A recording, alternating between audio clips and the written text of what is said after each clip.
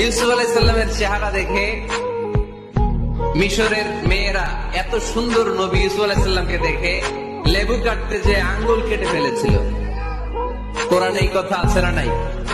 ওয়াকাত্তা'না আইদিয়াহুম, লেবু কাটতেছে আর ওনারা দেখে লেবু কাটা শেষ, কিন্তু কাটার সময় নাই, ওই এক টানে আঙ্গুল শেষ।